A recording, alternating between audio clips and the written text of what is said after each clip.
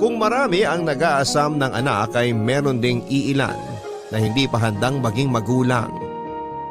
Kaya nga nakakapagdesisyon sila ng padalos-dalos at pagdating ng panahon, gusto nila yung pagsisisihan. Ganyan ang eksaktong kapalaran ni Elena, ang ating kabarangay ngayong Sabado, at naisin man niyang ibalik ang kahapon. Hinding-hindi na yon mangyayari at ang tanging magagawa na lang niya ngayon ay magsisi. Handa ka na bang makarelate sa kanya? Alamin natin yan sa kwento ng pag-ibig, buhay at pag-asa sa nangungunang Barangay Love Stories. Dear Papa Dudut, kumusta po? Itago niyo na lamang po ako sa pangalang Elena. 37 years old, taga Rizal at isang mananahi. Nakatira po ako sa bahay ng kapatid ko kung saan nagtatahi kami at nagbebenta ng mga damit pambahay, pambata, shorts, kurtina at mga punda ng unan. May pwesto rin po kami sa Tagaytay, Tiangge at online seller sa isang shopping platform. Bukod sa pananahi ay inaalagaan at binabantayan ko rin ang mga anak ng kapatid ko, lalo kapag nasa Tiangge sila para magtinda. Close po kasi kami ng mga pamangking ko at parang nanay na rin ang turing nila sa akin. Masaya naman po ako kapag inaasikaso sila. Papa Dudut, thankful po kami sa mga blessings namin ngayon dahil kahit may pandemya ay unti-unti na po kaming nakakaraos sa araw-araw. Noong maliliit kasi kami ay sobrang hirap ng buhay. Nasa Tondo pa kami noon nakatira at napadpad na lamang sa Rizal dahil taga rito ang mga kamag-anak ni tatay. Kaya masasabi kong dito na rin ako nagkaisip. Namasukan bilang tindera ng isda at gulay si nanay sa isang talipapa sa bayan ng Angono, samantalang tubero at karpentero naman ang hanap buhay ni tatay. Tatlo po kaming magkakapatid at ako ang panganay. Siyempre lahat ng magulang walang gusto kundi ang makapagtapos ang mga anak nila sa pag-aaral. Yun din ang pangarap sa amin ni nanay at tatay, Papa Dudut. Kaya ginagawa nilang lahat para maigapang lamang ang pang-araw-araw na baon at gastusin namin sa school. Lagi rin nilang pinapaalala sa amin na unahing makapagtapos bago mag-asawa. Simula bata ako ay tumatak sa akin ang bili na yon ng mga magulang namin. Kaya nga hanggat maaari ay iniiwasan kong i-entertain yung mga batang lalaki na nakikipagkaibigan sa akin. Wala po ako naging boyfriend mula elementary hanggang high school, kaya tuwang-tuwa sina nanay at tatay sa akin. Lagi nila akong binibida sa mga kumari at kumpare nila na mabait at masunuring anak daw ako.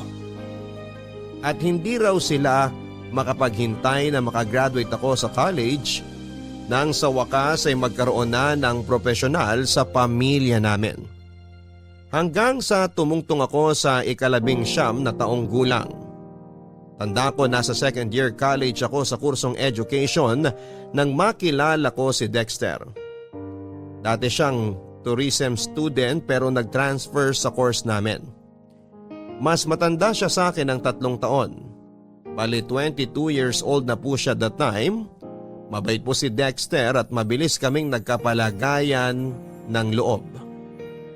At makaraan ng ilang buwan, lumalim po ang aming pagkakaibigan.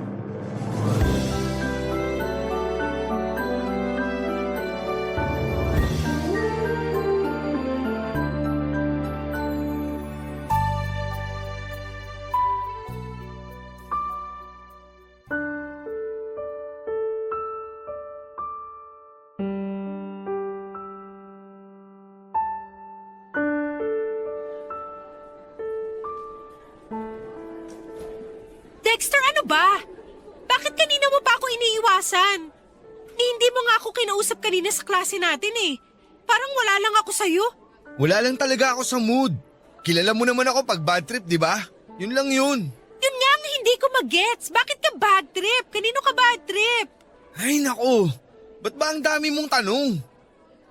Ay, gusto mo talagang malaman? Malamang tinatanong ko nga, di ba? Sa'yo ako bad trip. At bakit naman? Ano bang ginawa ko para mainis ka ng ganyan sa akin? Kaya ka ba nagkakaganyan kasi nabuntis mo ko? Hinaan mo nga yung boses mo. Mamaya may makarinig sa'yo eh. Machismis pa tayo. Ano kung i-chismis nila? Totoo naman na buntis ako at ikaw ang ama. Siraulo ka talaga. Sigurado ka bang buntis ka? Mamaya niloloko mo lang ako. Sinasabi ko sa'yo, Elena, hindi magandang biro yan ha. At bakit naman ako magbibiro, Dexter? Oo, buntis ako. Ayan. Tingnan mo ang resulta ng pregnancy test ko. 2 linya. Ibig sabihin positive. Buntis ako. Ay, buisit namang buhay to. Patay ako nito kay nanay at tatay. Hindi nga nila alam na may boyfriend ako tapos ngayon magkakaapo na sila. Ba, akala mo ikaw lang ang patay sa mga magulang? Ako rin. Anong pinagsasasabi mo dyan? Bakit parang mas ikaw pa tong takot at nag-aalala? Baka nakakalimutan mo, ako ang nagdadala sa anak natin dito sa tiyan ko. Sabing hinaan mo yung boses mo eh. Para sabihin ko sa'yo, isang malaking pagkakamali ang lahat ng to. Yung pagbubuntis mo, hindi dapat nangyari yan. Kasi hindi pa ako handang maging tatay. May mga pangarap pa ako sa buhay.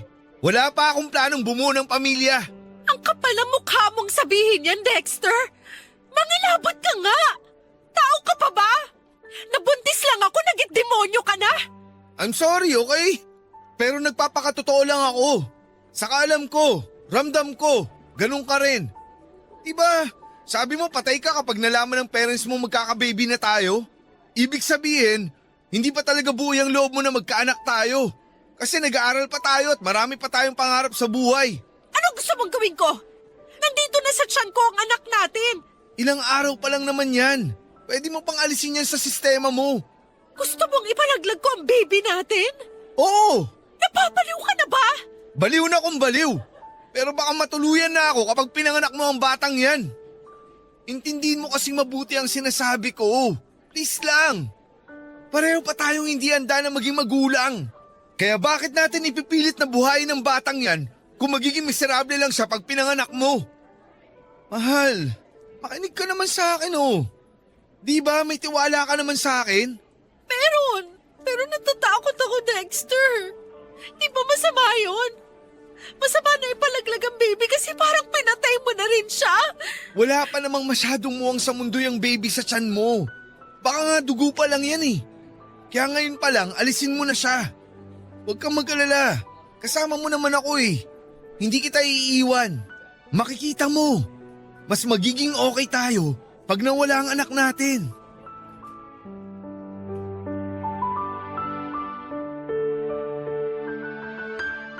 Papa Dudut, alam kong malaking kasalanan sa Diyos ang pagkakasundo namin ni Dexter na ipalaglag ang baby namin.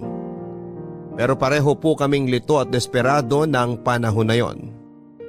Siyempre masakit din sa akin yung reaksyon niya na hindi siya masaya at hindi pa siya handa sa responsibilidad ng pagiging tatay at padre de pamilya sa aming baby. Aaminin ko na para akong pinagsakluban ng langit at lupa dahil pinamukha niya sa amin ng magiging anak niya. Na malaking pagkakamali yung nangyari sa aming dalawa. Naging kami po ni Dexter, Papa Dudut, pero sekreto lamang po yun, lalo sa parents namin. Kung may nakakaalaman, mga barkada lang po namin at nag-promise naman sila na hindi ipagkakalat. Fast forward. Dahil sa aming kapusukan ay may nangyari sa amin at nagbunga po yun. Ang totoo ay hindi pa rin po talaga ako handa na maging magulang dahil meron pa akong pangarap na makapagtapos ng college. Maging lisensyadong guro at makapagturo. Hindi ko po yun matutupad kung meron akong anak na aalagaan. Kaya natuloy po ang pagpapalaglag ko sa baby namin ni Dexter sa tulong ng kakilala ng isang kaibigan namin. Pagkatapos noon ay bumalik po sa dati ang relasyon namin ni Dexter na parang walang nangyari. Kaya lang hindi pa nagtatagal simula nang mag-decide kaming alisin sa tiyan ko ang anak namin ay napansin ko na biglang nanlamig ang relasyon namin ni Dexter. Yun naman pala ay meron po siyang nilalanding babae na isang HRM student. Siyempre may tenga ang lupa, may pakpak ang balita. May nakapagtimbre sa akin na kakilala ko sa course na yon. Na napapansin nilang may katext lagi ang naturang babae at hindi nagtagal ay nalaman nila kung sino ang lalaking kalandian nito. Walang iba kundi si Dexter na boyfriend ko.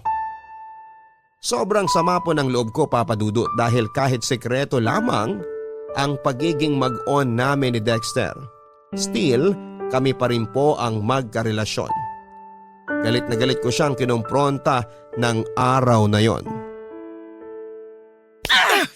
Bakit mo ginawa yun, Elena? Ang kapal naman ang mukha mong tanungin kung bakit kita sinampal.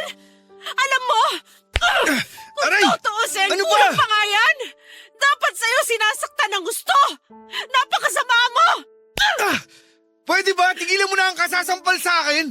Ano ba kasing ginawa ko? Nagbababae ka. Yan ang ginagawa mong animal ka. Akala mo ba bobo ako? Tanga? Inosente? Akala mo yata ganong klaseng babae ako pwes nagkakamali ka. Huling-huli ka na. May ebidensya ako rito ng mga pictures nyo na palihim na nag-uusap kapag di tayo magkasama. Aminin mo na kasi niloloko mo akong lintik ka. Okay, sige. Inaamin ko. Napakasama mo, Dexter! Napakademonyo mo! Elena, ano ba? Kung mag-eskandalo ka ng ganyan, baka patulan na talaga kita. Mahiya ka nga. Mamaya may makarinig pa sa atin tapos isipin nag-aaway tayo. Aba, bakit? Mukha ba tayo nagkakasiyahan dito ngayon? Tsaka teka nga, bakit parang ang yabang mo pa dyan? Inamin mo na nga na nambababae ka pero parang ang dating normal lang yun sa'yo? Paano naman kasing hindi ako titingin sa iba? Ganyan ang ugali mo. Habang tumatagal, nakakabwisit ka na, alam mo ba yon? Ang dali mong magselos. Lahat na lang pinagseselosan mo. Barkada ko, classmates natin. Tapos nasasakal na rin ako sa relasyon nating dalawa. Masyado kang emosyonal at kulang sa atensyon. Ano bang palagay mo sa akin? Yaya mo? Magulang mo? Hindi naman, di ba? May sarili akong buhay tapos gusto mo lagi kang nakikisawsaw. Ano? Bawiin mong sinabi mong yan kasi nakakasakit ka na! Marunong ka palang masaktan? Kasi kani-kanina lang, ikaw yung nananakit eh. Tinan mo nga itong mga hampas at palo mo sa akin. Bakit pa sa braso ko yung kamay mo? Tapos ito yung mukha ko. Sigurado akong pulang-pula na sa sampal mong gaga ka. Ano na lang sasabihin ko sa parents ko pag nagtanong sila kung na paano to? Hindi ko naman yan gagawin sa'yo kung naging matino ka lang sana. At hindi ka nang bababae. Tigilan mo na nga ang paninisi sa akin. Saka hindi ako mambababae kung hindi ka aastang baliw at siraulo dyan. Hindi mo ako pag-aari. Kung magpapatuloy ka sa ganyang ugali mo, maghiwalay na lang tayo. Ayoko na sa'yo kasi nakakasawa at nakakaumay ka. Dexter naman! Huwag mo namang sabihin yun! Huwag mo akong iwan at huwag mo ako ipagpalit sa iba! Hindi ko kasi kaya kapag nangyari yun. Please lang! Ang gusto ko lang naman, ako lang! Ayoko nang may kahati sa'yo kasi sa'kin ka lang dapat! Baliw! Siraulo! Sinabing hindi mo ako pag-aari, lintik ka! Mabuti pa, dyan ka na! Alis na ako at huwag kang susunod sa akin! Nakakabwisit yung pagmumukha mo! Dexter!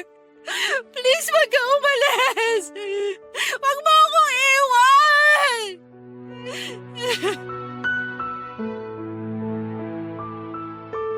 Yung masama na ang loob ko kay Dexter lalo pong sumama pagkatapos ng pagtatalo naming yon, Papa Dudut.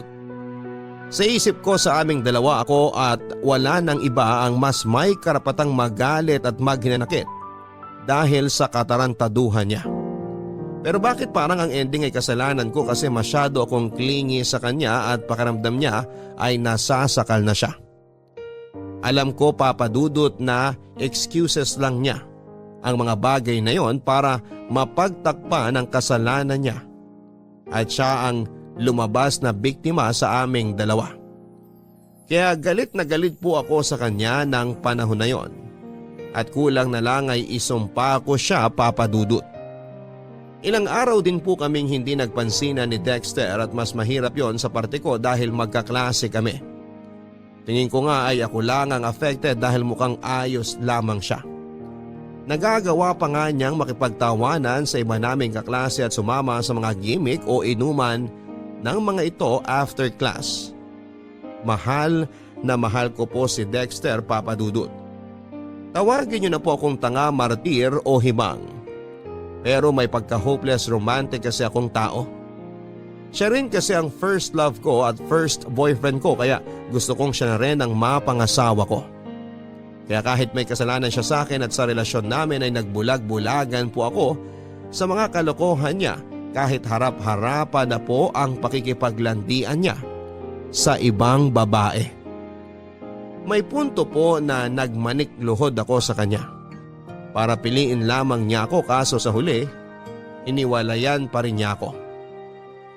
Hindi ko po kayang ipaliwanag yung sakit na nararamdaman ko ng panahon na yon. Daig ko pa ang sinaksak ng libu-libong patalim sa dibdib, sa braso, sa binti at sa katawan, pero buhay pa rin ako at nasasaktan. Hindi po ako kaagad nakapag-move on lalo na nang mag-drop out si Dexter sa pag-aaral. At nawala na lang bigla. Ang resulta, nawalan po ako ng gana. Tumigil na lamang ako sa pagpasok sa klase namin at hindi ko na natupad ang pangarap ng mga magulang namin na makapagtapos ako sa kolehiyo. Papa Dudut, disappointed po kasi sa akin ng parents namin at kitang-kita ko ang kalungkutan sa mga mata nila nang mag-decide akong tumigil na ng tuluyan sa pag-aaral. Nahihirapan po kasi akong mag-concentrate sa klase namin at para bang gusto ko na lamang magkulong sa bahay namin at magmukmok. Siyempre, palaisipan sa pamilya ko ang pinagdadaanan ko ng panahon na yon. Akala pa nga ni nanay ay may sakit ako. Kaya nangutang pa siya sa amo niya ng pera. Mapa-check up lamang ako sa doktor. Pero normal po ang mga medical test result ko. Kaya nakahinga ng maluwag si nanay. Sinabi ko sa kanya na huwag na siyang mag-alala sa akin dahil magiging okay din ako. Pagkalipas ng ilang buwan ay nag-decide po ako na tigilan na ang pagmumukmuk ko.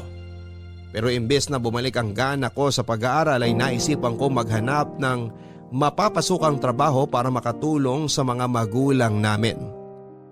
Nag-apply po ako sa mga convenience store at swerteng natanggap ako bilang cashier. Tapos ay nagtrabaho din po ako sa fast food bilang all-around crew. Hindi nagtagal ay niyaya po ako ng isang agent na nagre-recruit ng panahon na yon sa fast food ng isang mall kung saan ay nakatambay lang naman ako at naghihintay sa kaibigan ko. Bale, sinama niya ako sa grupo ng mga ino-orient nila para maging call center agent. At dahil kahit papaano, tiwala naman ako sa English at pronunciation ko ay sinubukan ko. Tapos nakapasa po ako at nag-start na mag-training. Nang maging regular po ako at sumisweldo na ng mataas kesa sa dati kong trabaho, nakatulong na po ako sa mga gastusin namin sa bahay at pagpapaaral sa mga kapatid ko. Kahit papaano ay naging proud po ako sa sarili ko dahil nakikita kong nagkakaroon ng direksyon ng buhay ko. 1.5 taon na po ako noon bilang call center agent nang maglaro ang tadhana. Kung kailan kasi tuluyan na ako naka-move on kay Dexter na first love and first boyfriend ko, ay saka naman biglang nag-cruise ang landas naming dalawa, Papa Dudut.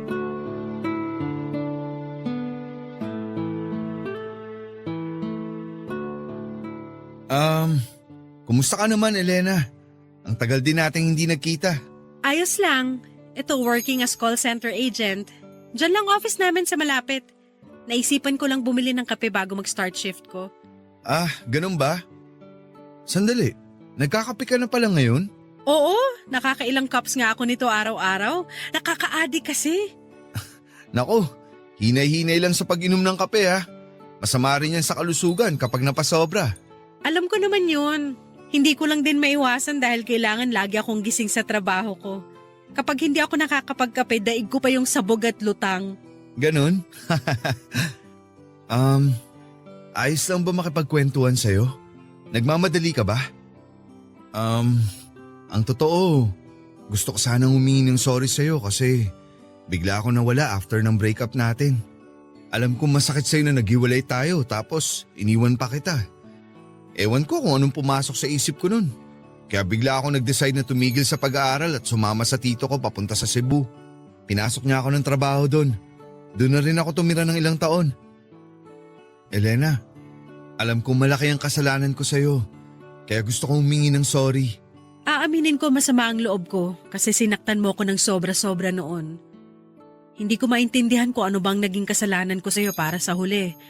Iwan mo ko at hindi piliin. Ikaw ang first love ko, first boyfriend. Kaya normal na masaktan ako ng husto at mahirapang makamove on.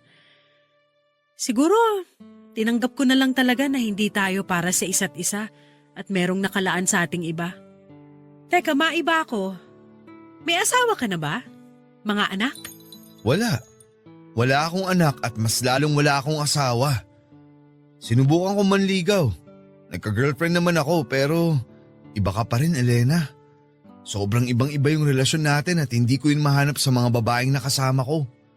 Alam ko lahat ng mga kasalanan at pagkukulang ko sa'yo. At sa maniwala ka o hindi, pinagsisihan ko yun ng gusto. Kung maibabalik ko lang ang kahapon, hindi kita sasaktan at hindi kita iiwanan. Kaso wala eh. Nagpakagago ako. Imposibleng matama ko pa yung mga maling nagawa ko. Mga bata pa tayo noon kumpara sa edad natin ngayon. Siguro mas nag-mature na tayo. Tsaka pinatawad na kita, Dexter. Hindi ko man maintindihan yung mga dahilan mo noon kung bakit mo yun nagawa. Hinayaan ko na lang na tulungan ako ng panahon na maghilom. Tapos sino mag-aakala na magkikita tayo ulit, di ba? Napaka mapaglaro ng kapalaran. Oo nga eh. Pero naniniwala ako na may dahilan ng pagkikita nating to. Pero ikaw ba? Meron ka na bang asawa o kahit man lang boyfriend? Wala akong asawa. Wala rin ako mga anak. At mas lalong wala akong boyfriend ngayon.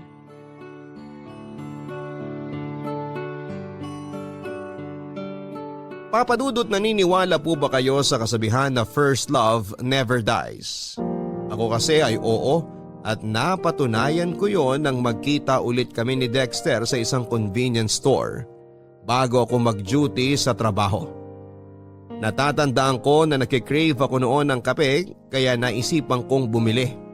Tapos yun na nga, nakita ko siya at sobrang nakakamangha na parang ewan yung pakiramdam nang magkumustahan na kami. Nandun yung pagkailang syempre. Pero dahil merong kaming pinagsamahan ay unti-unti kaming naging komportable sa isa't isa. Nang makapag-share kami ng buhay namin at mga nangyari after our breakup, pakiramdam ko ay nabunutan ako ng malalim na tinik sa lalamunan, Papa Dudut.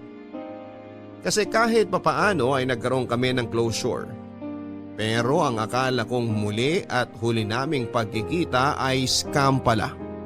Dahil bago kami naghiwalay ay hiningi ni Dexter ang bagong number ko. Nung una ay nag-alangan ako pero sa huli ay nangibabaw pa rin yung kagustuhan ko na makipag-reconnect sa kanya. Hindi nga nagtagal ay nagsimula kami mag-text at chat ni Dexter, Papa Dudut. Aaminin ko na para kaming bumalik sa unang beses na nagkakilala kami kung saan bago sa amin ang isa't isa. Nakakatuwa at nakakakilig lang sa pakiramdam. Tulad noon, mabilis lang din kaming nagka-developan ni Dexter, Papa Dudut. At hindi nga nagtagal ay umamin siya na may nararamdaman siya para sa akin.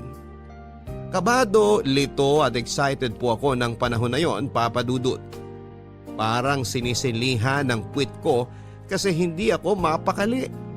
Ang bilis at ang lakas ng tibok ng puso ko na para bang bumalik ako sa pagiging teenager. Ewan ko, Papa Dudut, pero iba yung hatak ni Dexter sa akin. At bagaman natatakot na ulit akong masaktan, kaya pinipigilan ko ang puso ko na mahulog sa iba. Hinayaan ko po ang sarili kong mahalin ulit ang unang lalaking minahal ko. Sinabi ko pa nga sa sarili ko, by hook o by crook. Aaminin ko ulit kay Dexter na gusto ko pa rin siya. At nangyari yon, nangayain niya akong makipag-date sa kanya, Papa Dudut.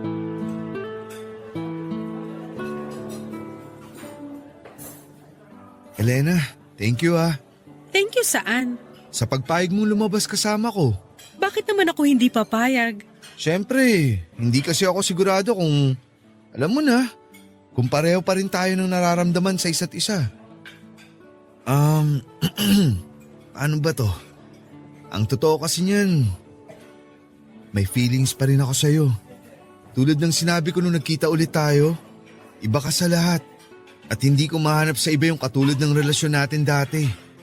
Kaya nga sabi ko sa sarili ko, ngayon na nagkita ulit tayo, parehong single at walang commitment, tapos pumayag ka rin makipag-date sa akin ayoko nang sayangin yung pagkakataon na binigay sa akin ng Diyos para bumawi sa'yo at itama ang mga mali ko.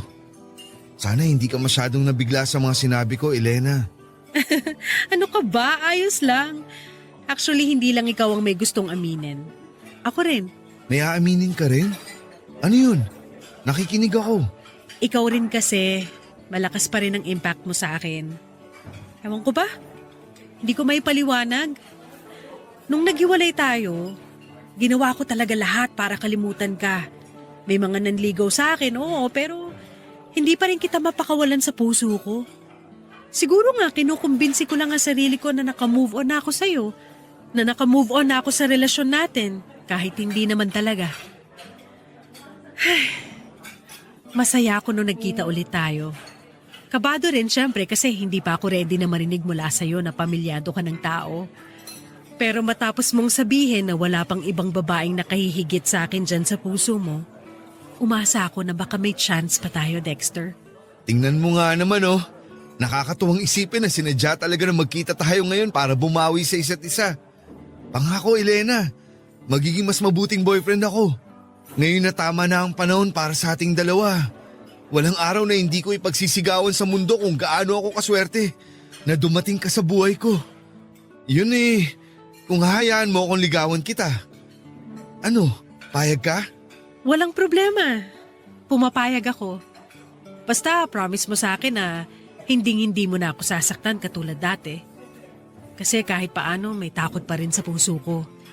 Pero syempre mas nananaig yung pagmamahal ko para sa'yo. Mahal din kita, Elena. Sobrang mahal. Pangako, magiging good boy na ako. Araw-araw kitang uunahin. Tiwala na akong mas magagawa at mapapatunayan ko na yun ngayon. Kasi nasa tamang edad na ako. Di hamak na mas mature na ako mag-isip kaysa noon. Kaya huwag kang mag-alala. Ligtas ka sa akin. At salamat pala sa pagkakataon. Huwag ka nang mag-thank you. Reserve mo na lang yan pag sinagot na kita. Ang tanong, sasagutin nga ba kita? Teka, di ba mutual na yung feelings natin? Oo, pero depende pa rin yun sa panliligaw mo. Naisip ko kasi baka magbago pa ang isip ko kaya dapat galingan mo. Matagal na yata akong magaling. Alam mo yan. Oo, at mayabang din. Kumain na nga tayo bago pa lumamig tong mga pagkain. The best daw ang steak nila rito. Oh, heto, tikman mo. Susubuan kita.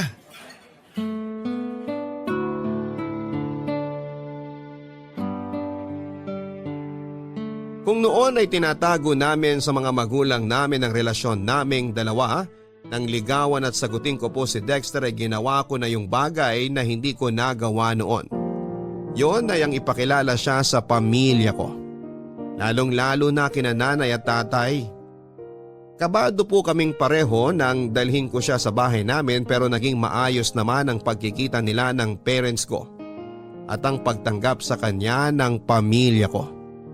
Malaking bagay po yun sa amin dahil mas maluwag ang kahit na anong relasyon kapag tanggap kayo ng mga magulang ninyo. Hindi nagtagal ako naman po ang ipinakilala ni Dexter sa parents and family niya. Naging okay rin po ang lahat sa dulo kaya tuwang-tuwa kaming dalawa, Papa Dudut. Wala na po akong mahihiling sa may kapal dahil muli niya kaming pinagtagpo ni Dexter at pinagsama bilang magkasintahan. Malungkot man at masakit yung paghihiwalay namin noong araw, naniniwala po kami na paraan lamang yon ng tadhana para ihanda kami sa panibagong buhay na haharapin namin. Ang tinutukoy ko po ay yung noong nag-decide kami ni Dexter na mag-live-in na at bumuo ng pamilya. Payag din naman po ang mga parents namin dahil pareho na kaming nasa tamang edad at may trabaho. Kaya na naming buhayin ang magiging anak namin, Papa Dudut. Kaya naman malakas ang loob namin. Walang pagsidlan yung kaligayahan ko sa puso ko matapos naming tumira sa isang bubong. Nangako si Dexter na balang araw pakakasalan niya ako. Kaya naman pinanghawakan ko yon, Papa Dudut. Pero that time ay hindi po namin priority ang wedding dahil gusto na po naming magkaanak. Papa Dudut, dream come true po ang pagsasama namin ni Dexter sa iisang bubong at pangarap na bumuo ng sarili naming pamilya. Siyempre umiidad na kami at kailangan na naming maghabol para naman hindi kami mapag-iwanan sa biyahe. Karamihan kasi sa mga common friends namin ay may mga anak na. Oo, nandun yung inggit kaya nga ang magka-baby ang priority namin that time. Ang sabi ko noon sa sarili ko ay tama na ang panahon at pagkakataon kung saan ay pwede na kaming bumuo ng sarili naming pamilya. Kaya simula noon ay ginabi-gabi po namin ni Dexter ang pagsisiping, Papa Dudut. Umaasa po kasi kami na makakabuo kami kaagad kapag ginawa namin yon. Lumipas nga ang ilang buwan at wala pa ring nabubuo sa sinapupunan ko, Papa Dudut. May punto na pareho na kaming frustrated ni Dexter dahil consistent naman ang sex namin. Tapos pareho rin kaming healthy and capable. Alam ko yon dahil yon ang pakiramdam ko, Papa Dudut. Regular din kasi ang menstruation ko kaya dapat mas malaki yung chance na mabuntis ako. Pero lagi pong negative ang resulta ng pregnancy test kaya nalungkot kami ng husto. May isang beses na na-delay ako sa menstruation ko at akala namin ay buntis na ako. Deep inside ay nagsa-celebrate na kami ni Dexter dahil umaasa kaming sa wakas ay dininig na ng Diyos ang matagal naming panalangin sa Kanya. Pero pagkaraan ng 2 araw, niregla po ako, Papa Dudut. Kaya ganoon na lamang ang disappointment namin ni Dexter. Pero hindi pa rin kami sumuko. Sinubukan pa rin po namin kahit paulit-ulit na kaming nabibigo. Ganon naman talaga ang buhay. Walang mangyayari kung magmumugmok lamang kami sa sulok at hindi magpapatuloy, Papa Dudut. Negative na naman. Ano ba yan? Oh, mahal. Ang aga-aga, bakit parang nakasimangot ka? Sino bang hindi sisimangot? Negative na naman ang result ng PT ko, mahal. Tingnan mo, pangatlong beses ko na yan ngayong araw. Mahal, huwag ka naman stress. Ikaw din ang mahihirapan kapag inisip mo pa ng gusto. Paano hindi ako masistress? Ang tagal na kasi nating sinusubukan. Kaso wala pa rin. Bakit yung ibang kakilala kong babae, isang beses pa lang may nangyari sa kanila ng mga partner nila pero buntis na agad sila? Bakit tayo? Hindi ko rin alam pero baka hindi pa talaga binibigay sa atin. Alam mo, malapit na akong maniwala na karma natin to kasi pinalaglag natin ang unang baby natin noon, mahal. Ano bang pinagsasasabi mo? Naisip ko lang naman. At bakit bigla mo namang naisip yan? Pareho naman natin ginusto na ipalaglag ang baby natin noon Kasi hindi pa tayo handang maging magulang. Wala pa tayong kakayahan noon. Di tulad ngayon. Hindi mo kailangan magtaas ng boses dahil naririnig kita at naiintindihan ko ang point mo. Ang akin lang kasi, naniniwala pa rin naman ako sa karma. At paano kung ito na yun, di ba? Kaya hirap tayo makabuo dahil nga kinakarma na tayo. Karma ka dyan. Kasabihan lang yun. Hindi yun totoo. Pwede ba? Huwag ka nga magpapaniwala sa mga karmang yan. Dami mong papaniwalaan yan pa talaga. Bakit pa hindi mo ako mag-gets? Siyempre babae ako. Kung frustrated ka dahil kahit anong gawin natin hindi pa rin tayo makabuo, pues mas frustrated ako. Ikaw lang ang gumagawa ng ikagaganyan mo, Elena. Oo, katulad mo, busit ako. Pero nasa katinuan pa rin ako. Sinasabi mo bang baliw ako, ha, Dexter? Aray! Ano? Sumagot ka! Bakit ka ba nananakit? Wala naman ako sinasabing ganun ah. May narinig ka ba lumabas sa bibig ko? Sa'yo kaya mismo nang galing yun, Elena. Parang gago naman talaga to, oh. At ako pa talaga ang gago, ha? Nya ka? Wala ka nga sinasabi pero yun na rin ang punto mo. Palagay mo sa akin, mahina po make up? Aray! Sumusobra ka na! Grabe ka! Lumuwag na naman yata yung tornilyo mo sa utak. Ang aga-aga, ganyan ka. Makaalis na nga muna rito sa bahay. Diyan ka na! Buisit! Dexter! Bumalik ka rito! Hindi pa tayo tapos mag-usap!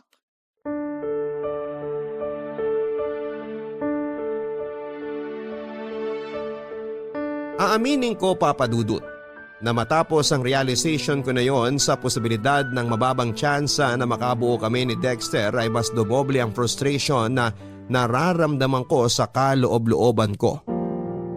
Muli pong nag-flashback sa akin yung panahon na walang pagdadalawang isip naming hinatulan ang buhay ng kaawa-awa naming baby nang ipalaglag ko po ito. Walang gabi simula noon na hindi ako umiyak bago matulog, Papa Dudut. Tuwing umaga na lang ay nagigising ako na mugto ang mga mata at paos ang boses. Tapos madalas ay nagagalit at naiinis sa akin si Dexter dahil madrama at maarte daw ako. Isang beses nga ay sinabihan niya akong magpatingin sa ubi para malaman namin kung may problema ako sa matres. Kahit natatakot ay sinunod ko po ang gusto niyang mangyari. Doon ko po nalaman ang sagot sa tanong ko, Papa Dudut. Hindi ko na po idedetalye ang findings ng doktor sa akin pero isa lang ang sigurado. May kinalaman ang pagpapalaglag ko noong araw sa dahilan kung bakit hirap po akong mabuntis ng panahon na yon. At matapos ko pong sabihin kay Dexter ang resulta, imbes na simpatya, awa o pagdamay sa kalagayan ko, galit, panunumbat at paninisi ang initial reaction niya. Bagay na mas nagpalala pa ng matinding sakit at kalungkutan na nararamdaman ko ng panahon na yon.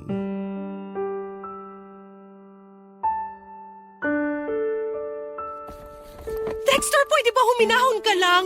Tsaka ano bang ginagawa mo? Bakit mo iniimpake ang mga damit mo? Huminahon? Paano ako hihinahon? Sige nga!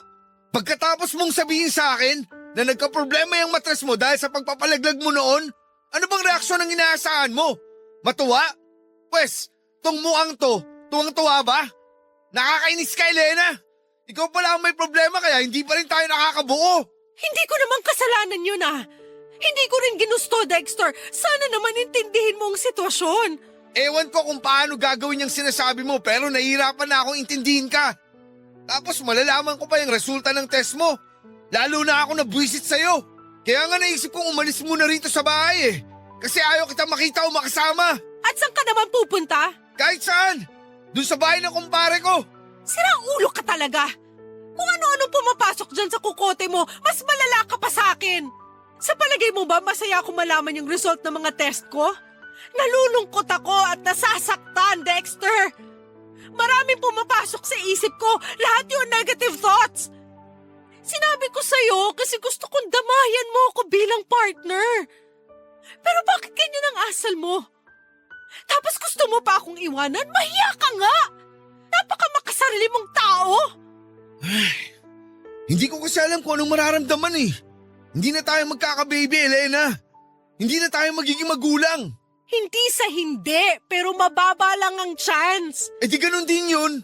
Kasalanan mo talaga to eh. Ewan ko sa'yo, hindi ka nakakaintindi. Mababa ang chance pero hindi ibig sabihin 0% na ang posibilidad na makabuo tayo. Please, Dexter. Alam ko nabibigla ka lang kaya ganyan ang reaksyon mo. Pero naniniwala naman ako na kapag hindi tayo sumuko o huminto, magkakatotoo rin ang pangarap natin magka-baby. Magkakaanak rin tayo. Wala namang imposible basta willing lang tayong sumubok ulit. Huwag mo na akong paasahin kung sa dulo paulit-ulit lang din tayong mabibigo, Elena. Huwag mo kasing isipin na mabibigo tayo, Dexter. Huwag kang nega, okay? Tsaka, partners tayo rito.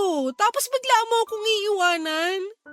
Nangako ka sa akin na hindi mo nagagawin namang iwan. Nakalimutan mo na ba? Nakakasama ka ng loob.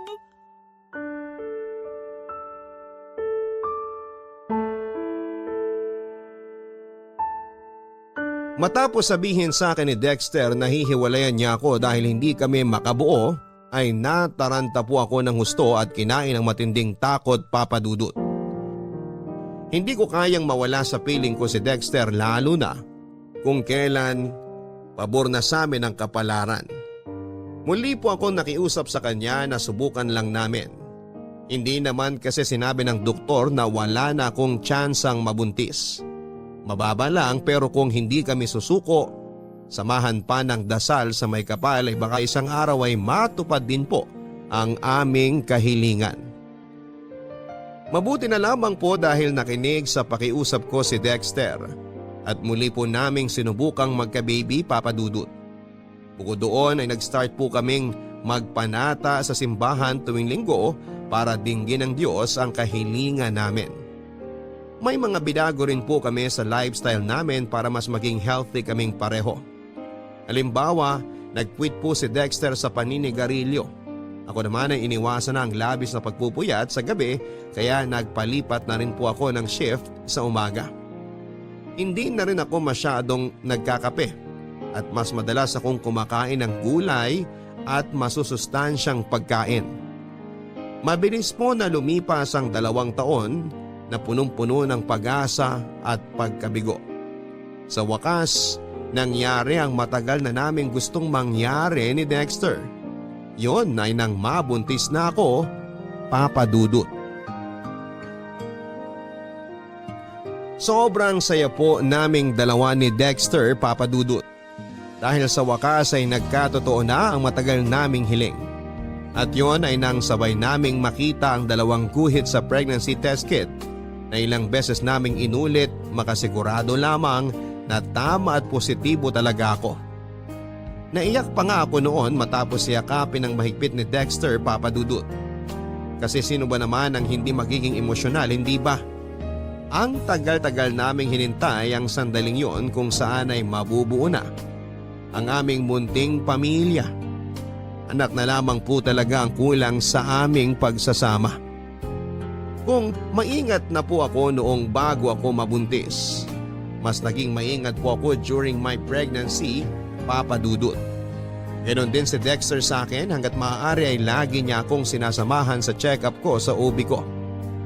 May point na pinag-resign niya rin ako sa work para hindi nakukompromiso ang kalusugan ko, pati na ang baby.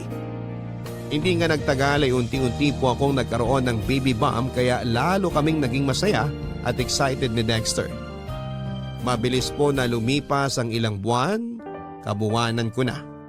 At ng araw na mga anak ako, nasa tabi ko lamang po si Dexter, Papa Dudut, kaya nabawasan yung takot at pangamba ko. Hi, mahal. Handa na ang hapunan. Thanks, mahal. Kaso parang hindi ko kayang umalis sa tabi ng baby natin. Tingnan mo kung gaano siya ka-cute. Naku! Oo nga eh. Ang himbing ng tulog niya. Para siyang anghel. Ilang araw pa lang tayong nakakauwi rito sa bahay galing ospital. Pero mukhang komportable na siya agad. Akala ko nga maninibago siya eh. Mukhang mabilis naman siyang naka-adjust. Ay, hanggang ngayon hindi pa rin ako makapaniwala na may baby na tayo, mahal. Dati hinihiling at pinagdarasal lang natin siya, pero ngayon tingnan mo, kapiling na natin siya. Kahit ako hindi rin makapaniwala, mahal. Minsan nga tinatapik-tapik ko pa ang mukha ko kasi baka nananaginip lang ako. Sampalin mo nga ako para magising na ako kung panaginip man to. Patawa ka rin, no? Seryoso ako doon. Pangako, gagawin ko ang lahat ng makakaya ko. Maibigay lang sa anak natin ang lahat ng pangangailangan niya. Alam kong hindi ako perpektong tatay, pero sisiguruhin kong hindi ako magkukulang. Magtatrabaho ako ng mabuti at kikita ng pera para pagandaan ang kinabukasan niya. Alam ko namang gagawin mo yon dahil mahal mo ang anak natin, Dexter. Hindi lang mahal, sobrang mahal. Ang tagal natin siyang hinintay. Akala natin hindi na siya darating. Pero mabuti na lang hindi tayo sumuko. Salamat, Elena, kasi hindi mo rin ako sinukuan ng mga panahon na ayoko na. Ay, nahihiya talaga ako sa iyo eh. Dahil sa inasal ko ng mga panahon na yon. Naduwag ako. Para akong hindi lalaki. Alam ko na kung may pagpipilian ka, hindi mo naman yun sasabihin. Lito at naguguluhan ka lang din noon. Naiintindihan kita, mahal. Ngayong natupad na ang pangarap natin maging isang buong pamilya, wala na akong mahihiling pa. Ako rin. Ikaw at ang anak lang natin sapat na mahal. Walang gabi simula nung malaman kong buntis ako sa kanya na hindi ako nagpasalamat sa Diyos. Akala ko hindi niya pakikinggan ang panalangin ko dahil nakagawa tayo noon ng kasalanan. Pero totoo na mapagpatawad siya dahil binigay niya sa atin ang anak natin. Hindi lang ikaw ang may pangako kay baby, mahal. Ako rin meron. Anak, salamat kasi dumating ka sa buhay namin ng papa mo. Hindi mo alam kung paano mo kami binago. Dahil sa'yo, nagkaroon ng direksyon ng buhay namin. Dahil sa'yo, natupad ang pangarap namin ng papa mo na magkaroon ng pamilya.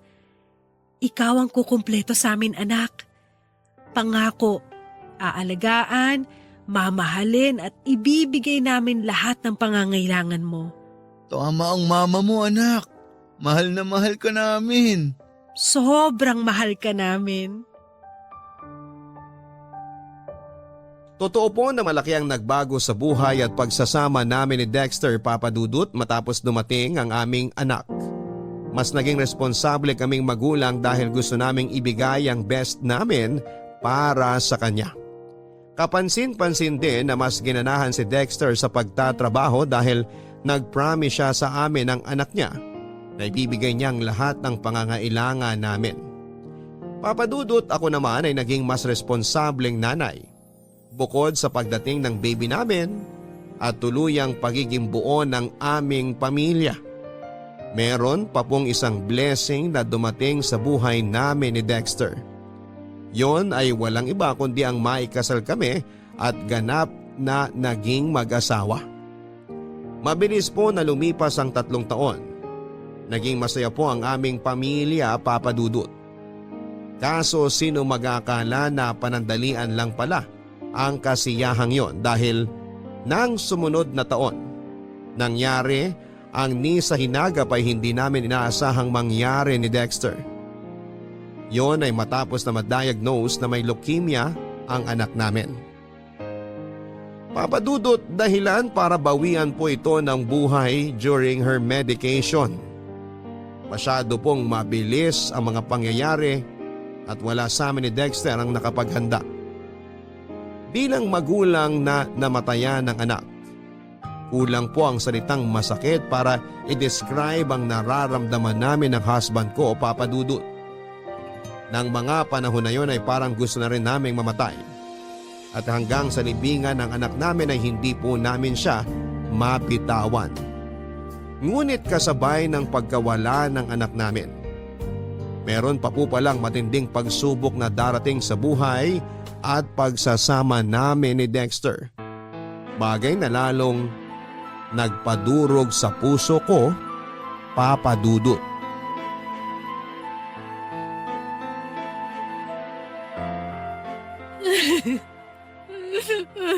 Dexter, please wag mo naman akong iwanan, oh.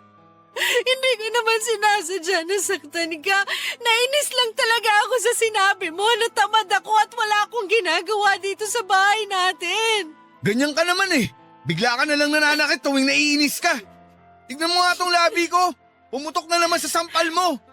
Saka totoo namang tamad ka. Hindi ka nga nagluluto para may makain na ako pagdating ko galing sa trabaho. Maghapon ka nga rito sa bahay natin. Wala ka namang ginagawang kapaki-pakinabang. So wala akong ganang kumilos, anong gusto mong gawin ko? Idadailan mo na naman ba ang pagkamatay ng anak natin kaya nagkakaganyan ka pa rin? Elena, ilang buwan na yun. Hanggang ngayon ba hindi ka pa rin nakaka-move on? Sira ulo ka ba? Paano mo nasasabi tungkol sa bagay na yan na para bang napakadaling gawin? Anak natin ang namatay, Dexter, hindi kung sinong bata dyan! Alam ko yun. At hanggang ngayon masakit pa rin sa akin ang lahat. Kaso lalo ako nahihirapan dahil sa'yo. Napakadrama mo masyado. Lagi kang umiiyak.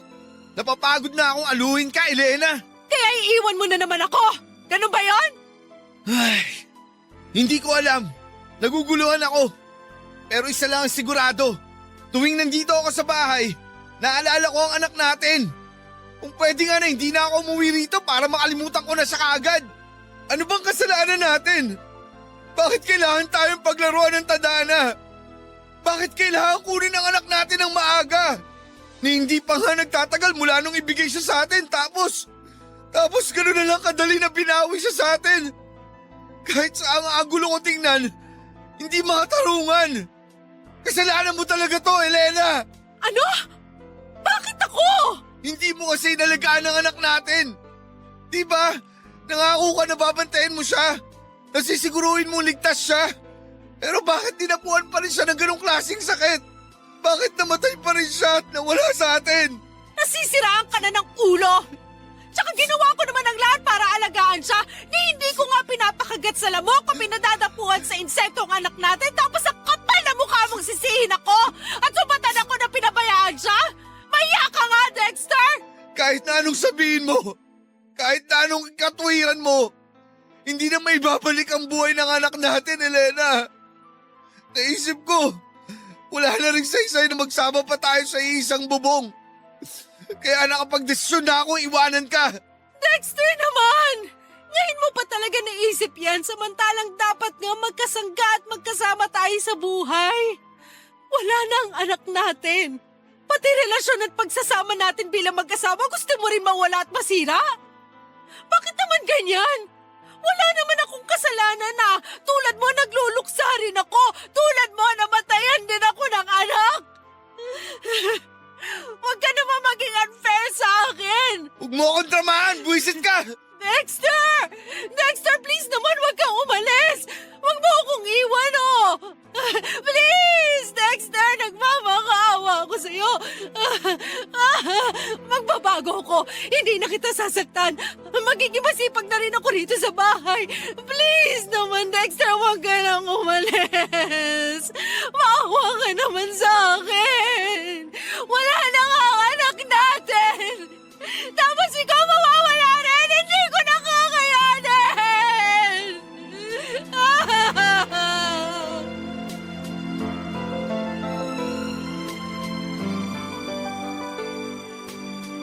Hindi na po talaga maayos ang relasyon namin ni Dexter ilang linggo matapos mailibing ang anak namin, Papa Dudut. Ramdam ko na naging malayo kami sa isa't isa dahil pareho kaming nagluluksa. Aaminin ko na napabayaan ko rin siya bilang asawa at nagkulang din siya sa akin. Tapos huli na bago ko na-realize kung gaano na kalaki ang agwat namin sa isa't isa. Madalas na kaming mag-away kahit na sa maliit na bagay lamang. Tapos nasasaktan ko rin siya physically. Nagsisi po ako ng husto dahil nagpadaig ako sa emosyon ko. Kaya nga sinubukan ko pong isalba ang relasyon namin ni Dexter pero nauwi pa rin kami sa hiwalayan. Yung sakit na nararamdaman ko nang mawala ang anak namin ay naramdaman ko ulit matapos akong hindi piliin ang asawa ko, Papa Dudut. Sa kasalukuyan ay nakatira po ako sa bahay ng kapatid ko at tumutulong sa negosyo nila dahil para akong mababaliw kapag nananatili ako sa dati naming bahay. Hanggang sa ngayon ay aaminin ko na may mga gabi pa ring umiiyak ako bago matulog at paulit-ulit kong tinatanong ang Diyos kung totoo bang mag-isa na lamang ako sa buhay dahil kinuha na niya ang aking anak at nagkahiwalay na naman kami ni Dexter. Mukha lang po talaga akong matatag pero malapit na akong masiraan ng ulo. Hindi ko mapigilan ang sarili kong isipin na hinatulan na ako ng langit dahil sa kasalanang nagawa ko nang minsan ngunit walang kapatawaran. Kaya malaking bagay po na nakapagbahagi ako ngayon sa programa ninyo upang mabawasan ang sakit ng pinagdaraanan ko, Papa Dudut. Maraming salamat po kung sakaling mapili po ninyo ang sulat ko at sana'y patuloy pong i-bless ang Barangay Love Stories para makapaghatid po kayo ng magandang storya ng buhay. Ang inyong forever kapuso at kabarangay, Elena.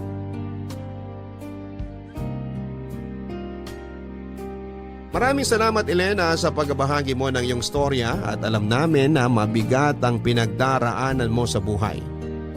Sana'y nagkaroon ng kaunting kapanatagan sa puso mo gayong naibahagi mo na sa aming programa ang kwento ng buhay mo. Mga kabarangay, kapag po tayo ay gagawa ng isang desisyon, siguraduhin po natin at pag-isipan po natin ito ng maraming beses. Dahil mahirap magsisi sa huli.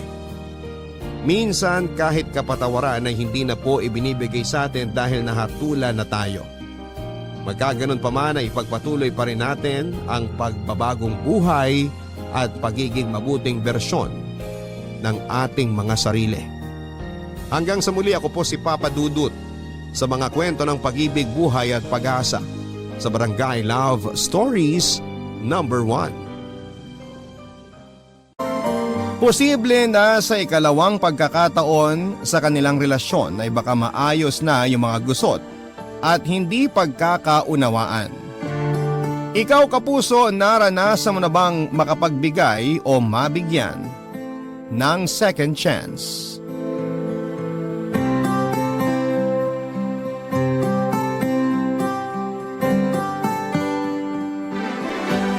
Dear Papa Dudut, biyaya ang second chance para sa mga taong hindi ginalingan sa simula. Ako nga pala si Kyla, 35 years old ako noong naganap ang aking kwento. 1 taon na ang nakakalipas. May nakarelasyon po ako for 10 years na itago na lang natin sa pangalang Toto. Kaedad ko rin po siya. Sa loob ng 10 taon na relasyon namin ay naging masaya naman kami pareho. Marami ang nag-expect na kami talaga ang magkakatuluyan, Papa Dudut. Marami kaming mga kabatch na nagkahiwalay pero going strong pa rin kami noon. Marami ang nakaramdam ng inggit at marami ang nagtanong kung ano nga ba ang sekreto ng aming relasyon. Sagot ko sa kanila noon ay marami. Marami kaming naging sekreto. Isa sa mga naging sekreto ko noon, ayaw ko talagang magpakasal kay Toto. Nabuking ang sekreto kong yon nang minsang ayain niya akong mag-dinner sa bahay nila. Walang espesyal na okasyon ng araw na yon kaya hindi ko inakala na magpo-propose na pala siya sa akin. Never naming napag-usapan ang tungkol sa kasal kaya nagulat talaga ako sa ginawa niya. Nalaman kong matagal na pala niyang planong pakasalan ako, Papa Dudut. Hindi nga lang siya makakuha noon ng tamang tiyempo.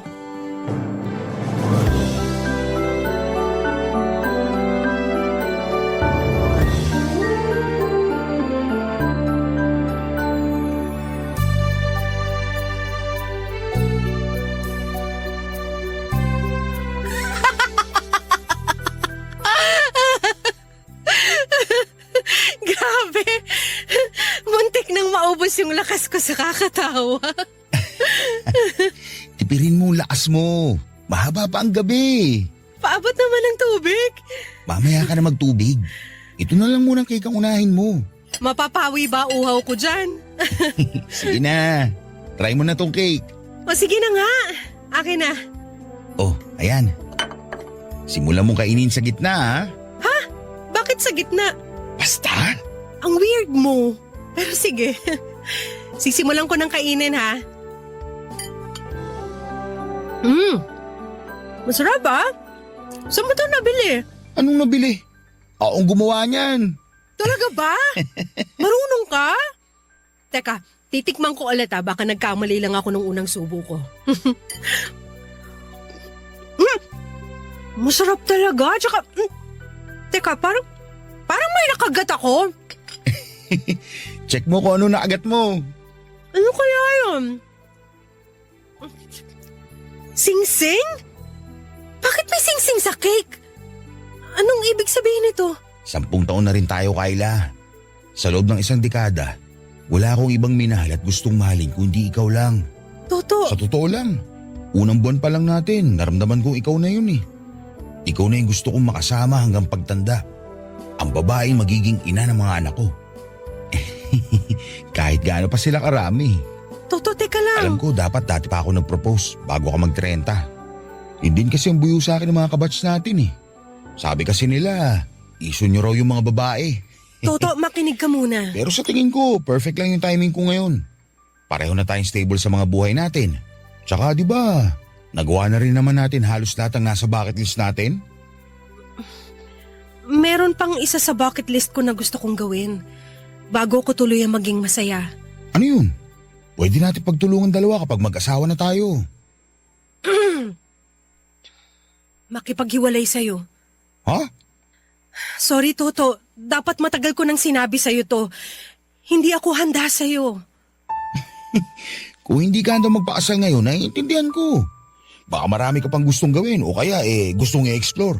Kaya gets ko na… Kailangan ko nang i-explore ang buhay ng mag-isa. Nawala ka.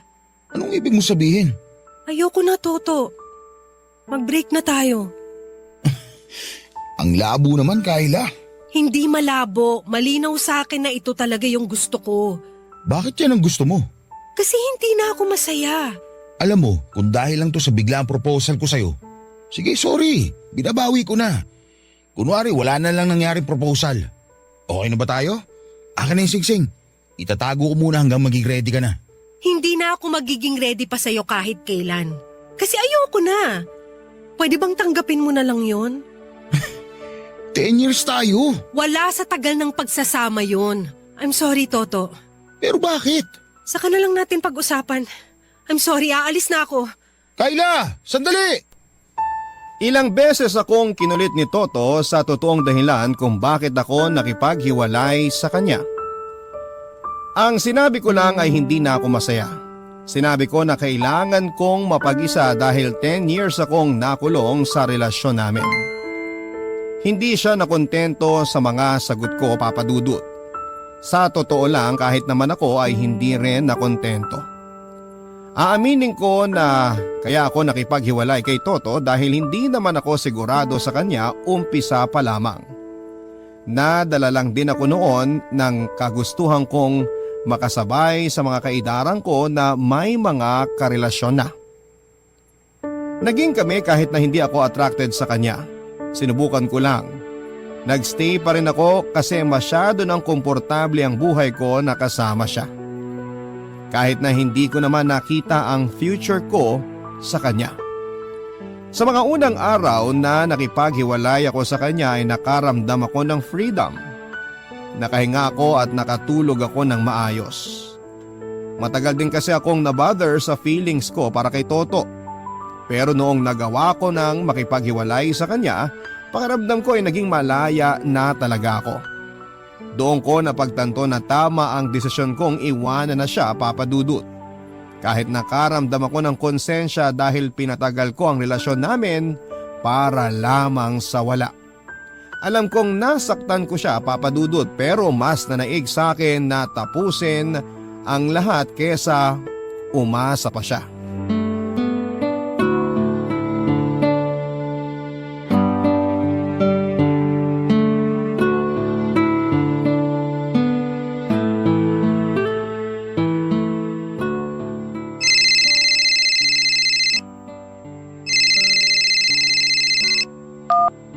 Hello, sino to? Ay, Kayla. Mabuti naman after 2 weeks, sinagot mo na rin ang tawag ko. Toto? Ikaw ba yan? Oo, bagong number ko. Ay wait, additional number ko. Bakit kailangan mo magdagdag ng number? Kasi hindi mo sinasagot mga text sa tawag ko sa'yo sa dating number ko eh. Toto, alam mo naman siguro kung bakit, di ba? Hiwalay na tayo, tsaka… Alam ko naman yun. Ang akin lang sana sagutin mo naman yung mga tawag ko. Kasi marami pa tayong kailangan ayusin sa relasyon natin. Wala na tayong relasyon. Ang ibig ko sabihin, may mga kailangan pa tayong asikasuhin after nang naging relasyon natin. Tulad ng… Yung basyo natin sa Aurora 2 weeks from now. Hala, oo nga! Kahit ako rin munti ko nang makalimutan. Kung hindi lang ako nag-check ng mga lumang bills ko sa credit card, baka nasayang na to. So paano to? Meron ka bang maisasamang iba? Iba? Sa atin yun Alam mo naman kung bakit hindi na tayo pwedeng tumuloy sa bakasyon na yun, di ba? Oo, alam ko, pero sayang kasi. Sinubukan mo bang tawagan para ipa-cancel? Para mabawi na lahat ng nabayaran mo? Ginawa ko na yan. Ang sinabi, 20% na lang daw may ibabalik dahil malapit na raw yung check-in date natin. Unfair naman yung 20% lang ibabalik nila. Dapat buo mong mababawi yun. Nasa rules nila eh. Nabasa ko rin doon sa pinirmahan kong sinend nila. O paano na to? Anong gagawin natin? Pwede naman na ituloy na lang natin. Sayang kasi yung mga nagastos. Pareho pa naman tayong kuripot. Hindi na wise na magbakasyon at magsama pa tayong dalawa. Ipasa na lang natin sa iba. Wala akong kakilala mapagpapasahan eh. Gawa natin ang paraan yan. Kakausapin ko yung mga kaibigan ko. Dapat ikaw din alok mo sa mga kaibigan mo. Kailangan maibenta natin yan. Kailangan ko rin ng pera.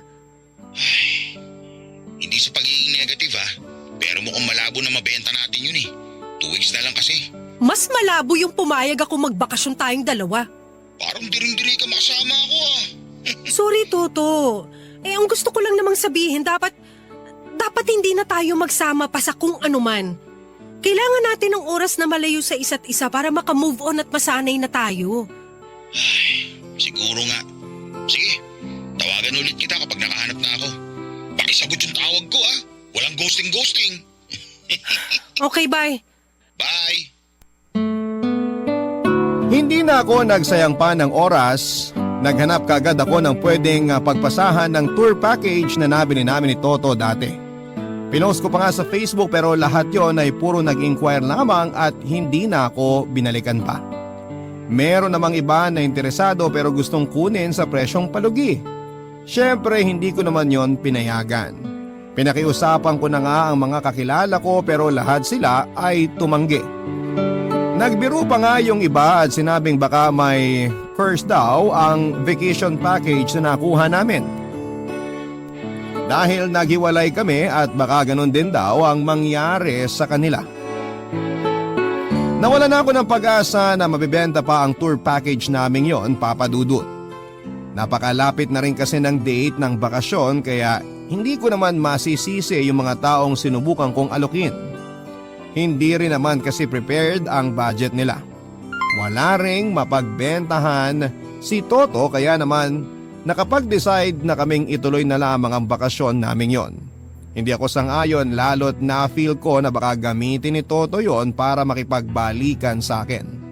Kung hindi lang talaga ako mahigpit noon sa pera, talagang pababayaan ko na yung naiambag ko doon sa tour package na yon, Papa Dudut. Barangay Love Stories. Barangay Love Stories. 2 araw bago ang nakatakdang bakasyon namin, Papa Dudut. Nagkita muna kami ni Toto para maging klaro lahat ng mga detalyeng kailangan namin. Napansin kong malaki ang pinayat niya mula noong last ko siyang nakita. Napansin ko rin ang kakaibang ngiti sa mga mata niya noong nakita niya ako. Natakot ako. Baka nga gumawa siya ng paraan para ipilit ang sarili niya sa akin sa bakasyon na yon. Hinanda ko na lamang ang sarili ko sa mga gagawin kong pagtanggi sa kanya oras na subukan niyang makipagbalikan sa akin. Naging awkward ang simula ng pagkikita namin dahil naaalala ni Toto na yung fast food kung saan kami nagkita ang same na fast food kung saan kami unang nag-date bilang magkarelasyon. Sinubukan nga niyang pahabain ang usapan tungkol sa memory ng first date namin. Pero tinapos ko na kaagad yon. Ayoko magkaroon pa siya ng dahilan para hindi makamove on sa akin. Medyo nasaktan siya pero kailangan kong gawin yon, Papa Dudut.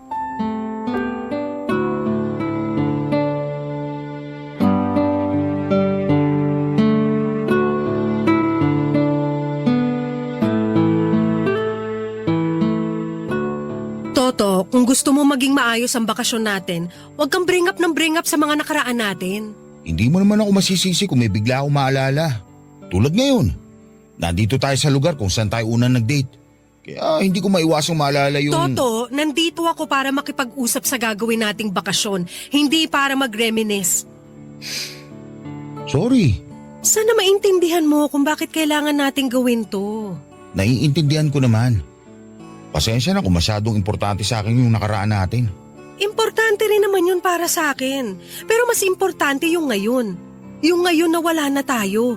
Para sa'yo, madali lang sabihin yan. Baka naka-move on ka na agad sa akin eh. Hindi naman sa ganun. Ganun yun.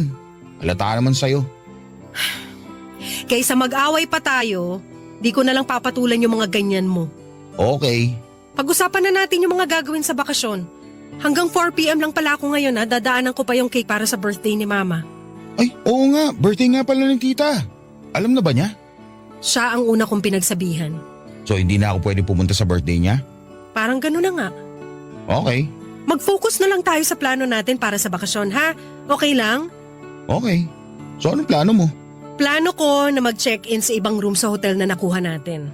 Hatian na lang kita sa ibabayad mo kung sakali. Hindi na, okay na. Kaya ko namang bayaran yon. Ikaw, ano pa bang may dadagdag mo sa plano? Plano ko sanang gamitin yung bakasyon natin para maliwanagan ka.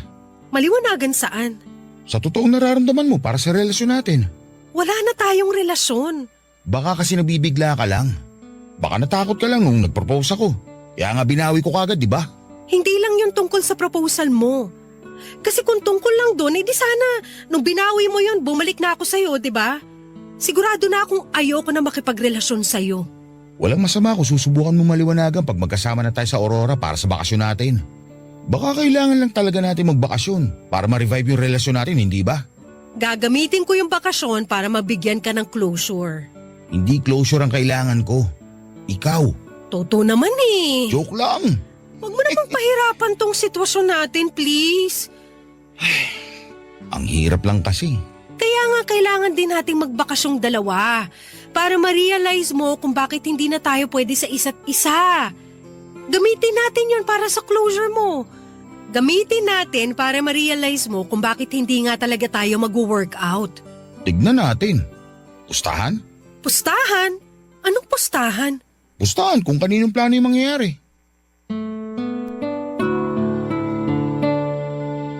Nagkapustahan patuloy kaming dalawa ni Toto Papadudut. Sinabi niya kung manalo raw siya ay kailangan naming bigyan ng second chance ang relasyon namin.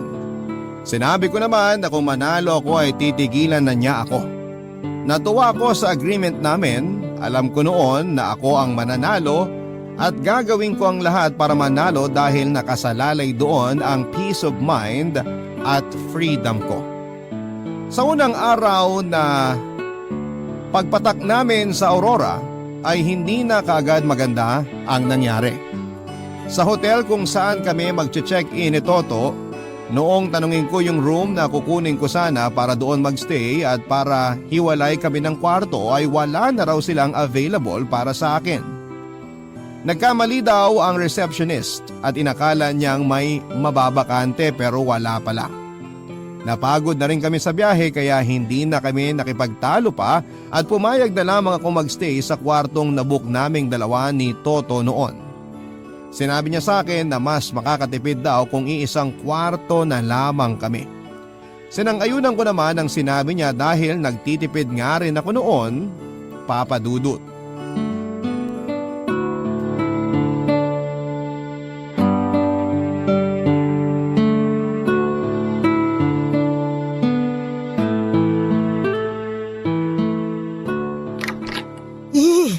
Grabe, hindi gumagana yung hot shower. Ang lamig. Sinabi ko naman kasi sa'yo kanina. Di ka pa kasi naniwala. Asan na yung extra bed na pinakuha natin? Wala na raw eh. Paano wala na raw? Nakuha na raw lahat ng extra bed. Yung ibang bed naman nila, pinalinis daw. Bukas pa raw pwede makuha o baka sa makalawa. Hala, hindi pwede. Wala tayong choice kung hindi magtabi. Ayoko. Bakit? Natatakot ka ba matukso sa katawan ko, ha? Ang kapal mo rin, no? Pinapatawa lang kita. Ikaw naman, masyado kang seryoso. Eh kasi unang araw pa lang natin dito, ang dami ng palpak na nangyari. Relax ka lang. Mahiga ka na. Matulog na tayo para bukas maaga tayo magising. Oh, sampart ka ng kama. Hindi tayo pwede magtabi, Toto. Bakit naman? Kasi break na tayo. Sus, ano naman ngayon? Kasi weird. Hindi na dapat nagtatabi ang di magkarelasyon. Ano ba naman, Kyla? 10 years tayo naging magkarelasyon. Nasanay na tayo magkatabi. Naamoy ko na yung panis na laway mo. Nabilang ko na rin lahat ng mga nunal mo sa katawan. Ngayon ko pa ba aarte ng ganyan? Iba nga kasi yun. Kung magkarelasyon pa tayo, hindi naman ako tatangging tumabi sa'yo. Iba na ngayon. Hindi naman siguro masama na magtabi tayo. Pareho naman tayong single, di ba? Saka magtatabi lang naman eh. Walang kahit anong mangyayari. Kahit maglagay pa tayo ng unan sa gitna. Magtalikuran pa tayo kung mas komportable ka sa ganun.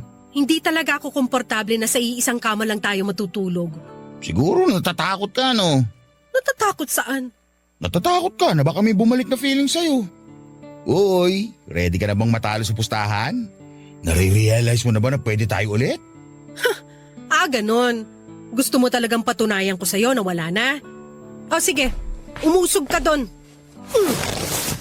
Magtabi tayong matulog hanggang matapos ang bakasyon na to. O sure ka bang kaya mo? Baka gapangin mo ako, ha? Baka kapag natikman mo ko ulit, bigla kang bumalik dyan. Ang kapal din ang mukha mo, no? Sa tingin mo talaga gusto kong may mangyari sa atin? Walang mangyayari. Huwag magsalita ng tapos. Naku, alam mo. Kahit mga ilangan ng katawan ko, hindi kita kakalabitin. Manigas ka.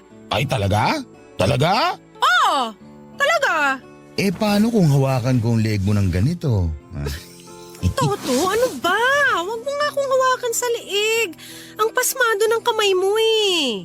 Di ba, dyan ka ginaganahan kapag hinahawakan kita sa leg? Dati yun. Eh bakit parang nag-init ka bigla? Dahil ba sa panahon o dahil sa akin? Ewan ko sa'yo. Matulog ka na nga. Toto, bakit mo ko hinalikan?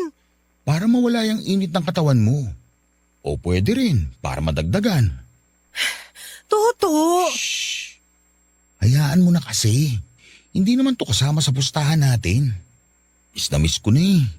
Alam ko namang miss na miss mo na rin. Toto. May nangyari sa amin ang gabing yon, Papa Dudut. Hindi na ako nakapag-isip pa. Mas inuna ko ang tawag ng laman at hindi naman ako magsisinungaling. Nagustuhan ko na may nangyari muli sa amin. Sexually compatible rin kasi kami ni Toto. Isa yon sa mga dahilan kung bakit nahirapan akong bitawan siya. Saka siya ang nakauna sa akin. Kaya rin mahirap tapusin yung relasyon namin dahil nangako ako sa sarili ko dati na kung sino ang makakauna sa akin ay siya na dapat yung huli. After na may mangyari sa amin ay pinag-usapan namin na hindi dapat yon makaapekto sa desisyon naming dalawa.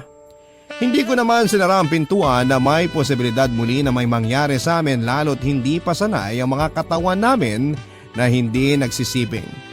Naging mature na lamang kami at sinabing kung may mangyari man ay hayaan na lang namin. Basta ang mahalaga noon sa amin ay hindi yon maging dahilan para maging awkward ang bakasyon namin.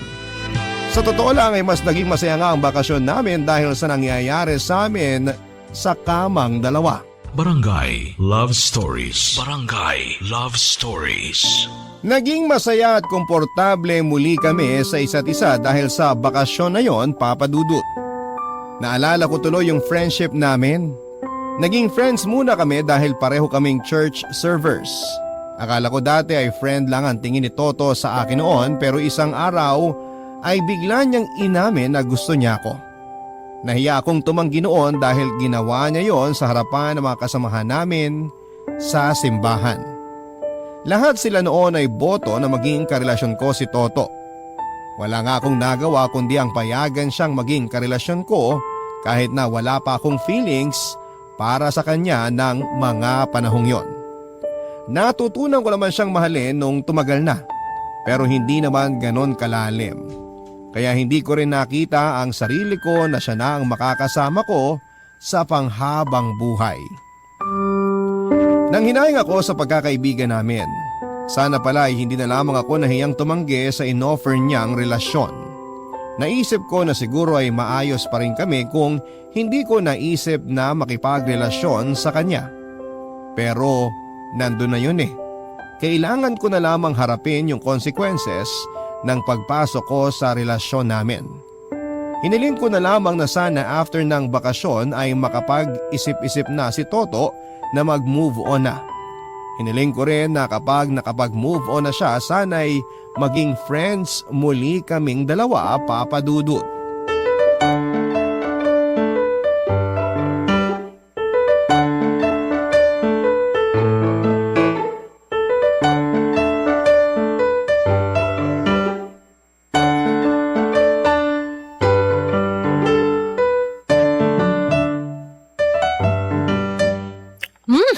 Ang sarap nitong manggang nasungkit mo ah. Sakto yung asim at tamis. May mata ka talaga para sa mga mangga. Ay, masarap ba? Wala pa kasi ako natitikman eh. Ay, hala, sorry. Mukhang mauubos ko na. Anong muka? Naubos mo na kaya? Mukhang balat na lang yung makakain ko. Wala ka nang tinira. Sorry na. Alam mo naman kahinaan ko ang mangga. Lagi na lang ganito ang role ko sa'yo. Tagabalat ng mangga. Tapos ikaw, kain lang ng kain. Ako pa yung maghuhugas ng pinagkainan mo. Sorry na nga. O sige, sa'yo na yung last na babalatan mo. Bigla ako tuloy na alala. Ay, wag na lang pala. Nakakainis mag-overthink pa ako sa ginagawa mo. Baka kasi magalit ka eh. Ano ba yun? Wala. Naalala ko lang kasi nung nabuntis ka.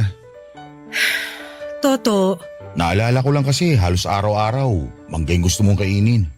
Nung una akala ko paborito mo lang. Tapos after a month nalaman natin buntis ka. ayoko na sanang balikan yan. Kahit naman ako ayoko na rin. Masakit sa akin na nakunan ka. Wala man lang ako nung nawala ang baby natin. Mas maganda na nga rin na nakunan ako. Ha? Anong maganda ron? Gusto mong nawala ang baby natin? Kasi alam ko namang hindi tayo magkakatuluyan eh. So alam mo na dati pa? 4 years ago na yun ah. Dati mo pa naramdaman na ayaw mo na talaga sa akin? Sabi kasing wag nang pag-usapan eh. Hindi. Pag-usapan natin ngayon. Closure yung gusto mo ibigay sa akin, di ba? Di ba gusto mo manalo sa pustahan natin? Gusto mo talagang malaman yung totoo. Oo. Simula mo yan sa umpisa. Mula nung nalaman nating buntis ako, natakot ako. Kasi na-feel ko na talagang hindi ako ready na makasama ka habang buhay. Doon ko naramdaman na ayoko na sa relasyon natin. Kaya pinagdasal ko na sana baka pwedeng bawiin ng langit yung pinunla niyang baby sa tiyan ko. At nangyari, nakahinga ako mula nun. Wow! Naging masaya ka pa pagkatapos? Mali man pero oo. Kasi nawala na ako ng nag-iisang dahilan para magstay sa'yo. Pwede na ako makawala sa'yo. Yun ang unang pumasok sa isip ko. Kating-kati ka na palang iwan ako. Bakit? 10 taon tayo, Kyla. 10 taon. Hindi ko alam. Basta naramdaman ko lang. Lalo na nung nabuntis ako. Hindi ako masaya at hindi ko tanggap na magkakaroon tayo ng anak. Lalo na't hindi naman ako sigurado kung gusto kitang makasama habang buhay. Baliktad pala tayo. Kasi ako nung nabuntis ka, doon ko napatunayan na gusto na kita makasama habang buhay. Ilalatag ko na lahat ha. Nakunan ako dahil rin siguro sa sobrang stress na naramdaman ko. Kakaisip na ayoko talaga sa baby sa sinapupunan ko. Na-stress ka? Paano ka na-stress? Alagang Paano tayo? Nakadepende pa naman ang pamilya mo sa'yo. at ngayon issue pala sa'yo yung pamilya ko? Matagal na. Hindi ko gusto na lahat sila nakadepende sa'yo. Anong maibibigay mong future sa pamilya natin? Para yun lang. Kaya ko naman pagsabay ng sustento ko sa'yo at sa pamilya ko eh. Anong para yun lang? Malaking bagay sa akin yun. At alam mong in the long run, magiging problema natin ang pera dahil kakapusin ka. Alam mo, wag mo nang gamiting excuse yung pamilya ko para ma-justify yung pakikipag-break mo sa akin. Isa lang yan sa mga dahilan kung bakit ako nakipaghiwalay sa'yo. Pero sa totoo lang, marami pa. At ang maliliit na dahilan na yun lumaki. Hanggang sa isang araw, hindi ko na kayang dalhin pa. Kaya ka nakipaghiwalay. Oo. Okay, Anong okay? naintindihan ko na. Tara na, balik na tayo sa hotel. Mag-empake na tayo. Tapos na tong bakasyon na to. May nanalo na. May balak pa sana kaming puntahan noon pero napaaga ang pagbalik namin ng hotel. Hindi kami nag-imikan at naramdaman ko yung pait at galit ni Toto sa akin. Naintindihan ko naman ang kalagayan niya, isang bagsakan kung sinabi lahat ng nararamdaman ko at hindi ganon kadaling tanggapin yon. Ako naman kahit papaano nakahinga ng maluwag dahil sa wakas, naamin ko na rin yung matagal ko nang tinatago. Pagkarating namin sa hotel ay nagpalit lang si Toto at saka lumabas nang hindi nagpapaalam sa akin. Hindi ko na rin alam kung saan siya nagpunta, Papa Dudut. Kailangan niya siguro noon ng oras para mag-sink in sa kanya lahat ng mga sinabi ko. Ako naman ay nagstay lang sa hotel at inayos sa mga gamit namin. Bumalik si Toto bandang 2:00 ng madaling araw at naramdaman ko pang tumabi siya sa akin pero nakatalikod naman.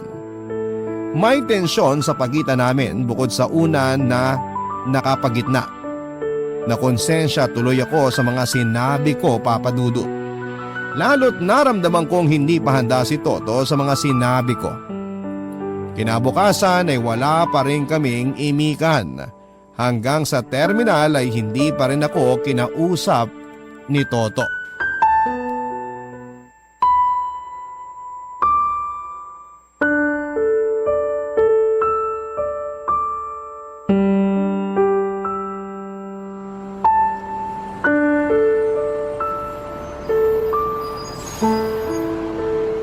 Mukhang madedelay yung bus natin.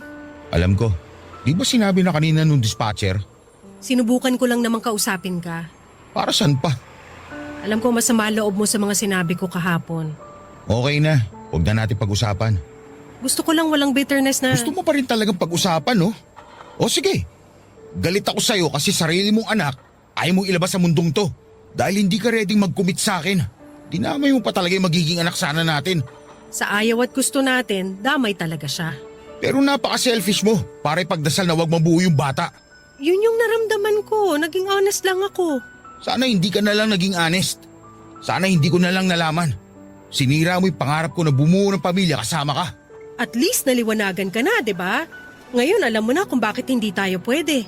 Hindi lang maliwanag sa akin kung bakit yung magiging anak natin na walang kamalay-malay, nadamay. Alam kong mali na ipinagdasal ko yun pero nangyari na eh. Hindi ko naman pinalaglag yung bata. Kusang nawala sa akin kasi alam siguro ng tadhana na hindi pa ako ready.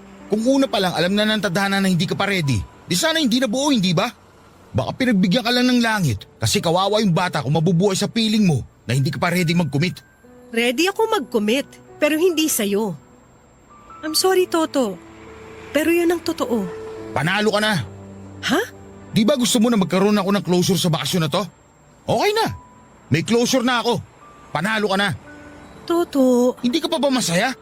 Hindi na kita kukulitin. Hindi na ako makikipagbalikan sa'yo. Toto naman eh. Pagbalik natin ng Manila, makukuha mo na yung premyo mo. Tinotoo ni Toto ang sinabi niya, Papa Dudut. Pagkabalik namin ng Manila ay hindi na niya ako muling kinausap pa. Pinadala na lamang niya lahat ng natirang gamit ko sa bahay nila at kahit yung mga niregalo ko binalik niya. Naging desidido talaga siyang mag-move on dahil masyado siyang nasaktan sa closure na naibigay ko. Nanalo raw ako sa pustahan naming dalawa pero Papa Dudut ang hindi alam ni Toto noon ay pareho kaming nanalo pero pareho kaming magkaiba ang premyong nakuha. Naibigay ko na kay Toto ang closure na gusto niya, nanalo ako. Hindi na niya ako kinulit na makipagbalikan pa dahil din sa bakasyon naming yon ay naliwanagan ako. Naliwanagan akong may nagkukubli pa rin pala akong pagmamahal kay Toto. Nanalo siya pero hindi niya nakuha ang premyong napagkasunduan namin. Ang magkabalikan kaming dalawa. Huli na noong napagtanto kong nanalo rin si Toto sa pustahan namin. Hindi na niya ako kinausap muli habang ako ay umaasa na magkakaroon kami ng second chance na dalawa. Nagkabaliktad kaming dalawa at alam kong magiging gano'n na yon forever dahil ayaw na talaga ni Toto na magkaroon pa kami ng ugnayang dalawa.